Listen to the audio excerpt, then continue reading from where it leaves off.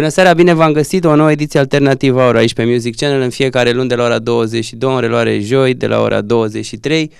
În seara asta avem o premieră, o super premieră din Islanda. Hi, welcome to the show. My name is Hefe. I'm Jofri. Welcome to Bucharest. It's the first time here, right? Yeah, first time.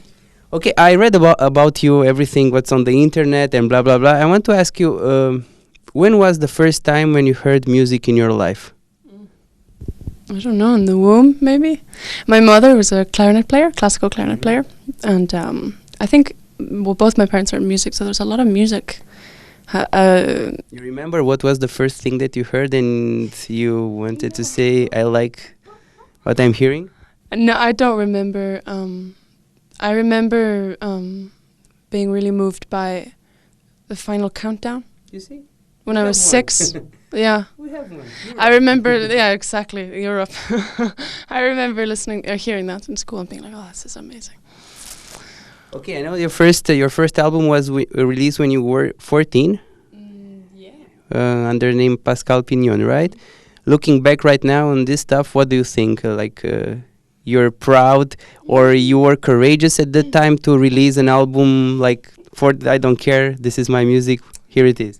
Well, I think I now listening to the actual music, I don't think it's that amazing, but I think I really admire just the fearlessness. I mean, it was a kind of, we weren't really thinking about what we were doing. We just wanted to make music, wanted to play in a band, and we wanted to release an album. And it was so obvious to us at the time. There was no stopping and thinking like, oh, should we be doing this? Or, there was just no doubt. And I think that is something that, now I'm thinking back and thinking, maybe I should be more like that. I don't know. I admire this 14-year-old version of myself. What made you, the driving force behind, the energy behind wanted to have a band? Being so young, like, 12, 13, not so many people are, looking for, hey, I'm going to have a band, I'm going to go on tour or whatever. You wanted to do like teenage stuff. Yeah, I mean, my dad was playing in lots of bands around Reykjavik at the time and would take me and my twin sister to concerts when we were way too young to be there. And I remember being 14 and watching a band on stage and thinking, I want to do this. This looks really fun. This looks amazing, and I want to be on stage. You remember the first concert you've been to in the audience? I don't remember the first concert, no, but I remember my dad played in a Balkan band. Called Nick Snolta's Big Band.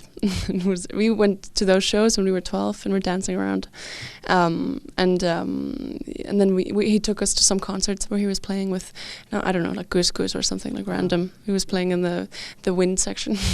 Okay, your both parents are musicians? Yeah. Yeah, my mom's now a lawyer. Some sort of musician, but in different. She used to play music.